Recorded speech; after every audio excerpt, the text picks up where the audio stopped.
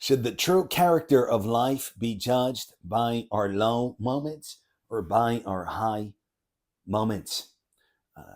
Let's first clarify the question. We see that life certainly presents lots of low moments in connection with a wide variety of uh, occasions. So, for instance, I might be feeling physically unwell a lot of the time, or at least sometimes. Even if somebody's more or less healthy, usually there's something. Right? There could be a tummy ache, there could be some indigestion, there could be a headache, there could be a lack of sleep, there could be just brain fog as it's called, whatever the case might be. Right? The coffee it didn't work the right way, or I didn't have coffee if I drink it, whatever the case might be. Further, there are, of course, very many life events that can happen that can bring us to low points. I might be generally depressed, or I might just sometimes feel sad. Um, Things don't go my way. Today hasn't been going my way. I woke up on the wrong side of the bed, or however the expression goes. Um, Drivers are nasty on the road. People are impolite in the news. Things are bad. All kinds of things can conspire to make life feel uh, like not a good thing. And it may then be tempting to judge life in its kind of depth or essentiality by these low moments of ours. To say that, I feel like trash, to be honest, most of the time, and my desires are not being fulfilled, perhaps both in the moment and overall. My life is not going in the direction that I would have it go, and things in the world are not good. There's a war here, and some other conflict there, this, that, and the other. Excuse me. And therefore, life as a whole must be inadequate, if not evil. Conversely, sometimes we have high moments. Sometimes things do feel great. Sometimes our body gets out of the way and we don't have a headache or a stomach ache or not enough sleep or any kind of indigestion or aches and pains. Hopefully, right? Maybe just for a few moments in our whole life, but at some or another point, perhaps. Perhaps something has gone our way and it's nice outside, right? And maybe good song is on, whatever does it for us. And things just feel great. Things just feel amazing. Finally, life is going my way. And then we may be tempted to say that life overall is indeed, or in fact, a good thing. Right? Then we become optimists. So the question then is it appropriate and logical to judge life as a whole by those low moments, by when we feel like garbage, emotionally and or physically and or mentally?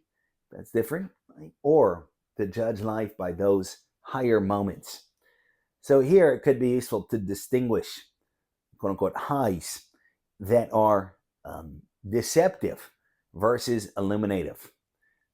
So a deceptive high could be that which distracts us from reality and points us away from the true character of things by some or another means. There's a lot of those means. It could be something such as a very loud song or an aggressive song. It can really take our mind off matters. Of course, there's no shortage of uh, assistance or possibilities for assistance concerning substances and such to distract us, whatever the case might be. It could be that I just had some or another self centered desire satisfied, and I just feel for those few moments on top of the world. Maybe I'm a salesperson, I made a big sale, I got promoted, whatever the case might be. I feel great. I feel like, this is my world, and I'm the king or queen, and I'm on top. And so there's a whole bunch of these sorts of highs, which can be great for what they're worth, right?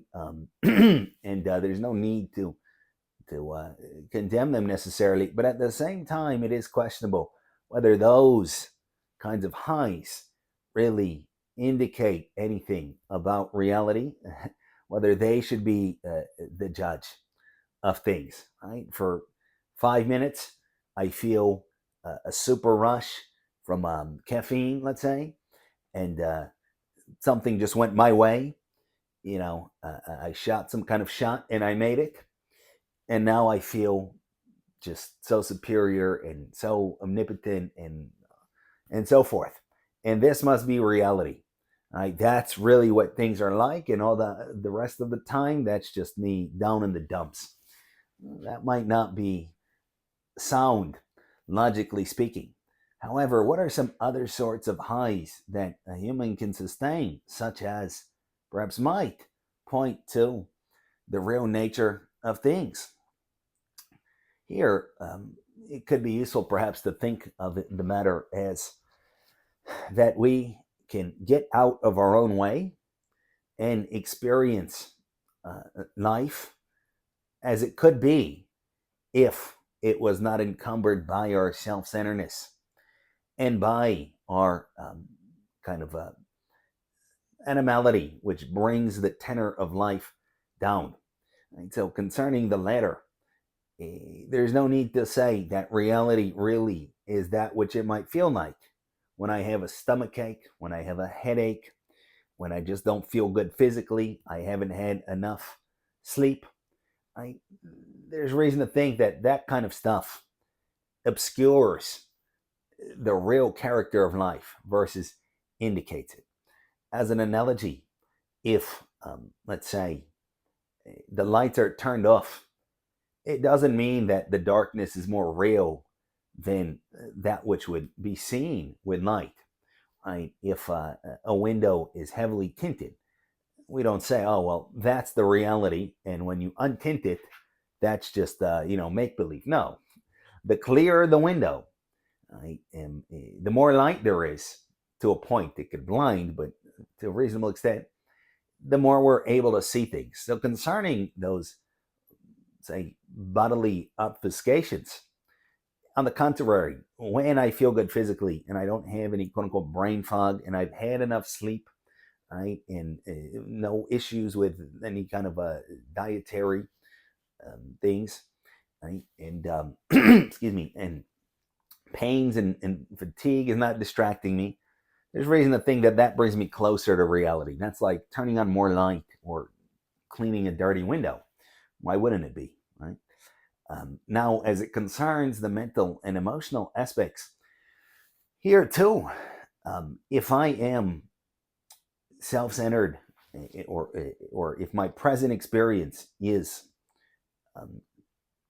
defined by some or another self-centered concern, things didn't go my way, I didn't get what I wanted, I played the lottery again and I didn't win, my sports team didn't win, there's really no reason to think that how I then may feel is more real than otherwise, just as with the body. It would seem rather that those self-centered concerns also obscure the nature of things. So if, however, we do at some or another point in our life, perhaps just a few times, get out of our own way and we feel good enough physically, right, and we feel good enough mentally, psychologically, and what have we, to where there's not anxiety in the way and sadness and stress and all that kind of stuff, then arguably how we feel and how we experience life, that's closer to reality than not. Right? At least by analogy. Again, we clean a window more. It allows us to see what is on the other side of the window more, not less. We turn on some light in the room, we see what's in the room. We don't say, "Oh, well, this is a deception. It's only when it's darkness. That's really when we know what's up in the room." No, only when the window is dirty. That's when we can see. No, it doesn't make any sense.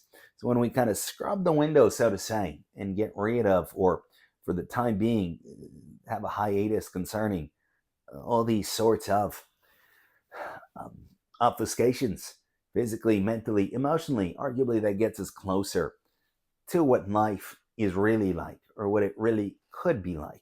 That's an illuminative high, to use that term, as opposed to a high that distracts and disorients. Now, it can further be added that even this kind of high, in the good sense, quote unquote high, um, it is certainly contingent on our degree of development at any given time. No matter how good, a piggy feels on the farm, arguably it will never really rise above the experience of a pig. No matter how good, which is no issue for it, obviously, it's perfect. It can be perfect the way that it is. No matter how good I feel as a baby or as a little child, my experience will be uh, within a range, right, such that is commensurate to being a baby or being a child. So there's really no way, ultimately, it seems, out of development and maturation. I can, by getting out of my way maximally at any given point, feel about as good as I can feel then, kind of see things about as clearly as I can. But that's not as clear as I could if I were to develop a little bit more, if I were to mature a little bit more. And that's the great task of life. By facing ourselves and by facing life, by embracing the lows, right? Cherishing the highs, the good highs, not searching for bad highs, we can hopefully mature and develop overall. And then when we have moments of clarity, when we scrub the window clean, so to speak, as an analogy, when our body gets out of the way and we don't have that stomach ache or that headache, when our emotions are under control and we're not anxious and we're not stressed, that's different, and we're not depressed and so forth, we can then see how great life really is. And it's pretty great. Right? It is what it is. And there's no complaints up and until we sink back down.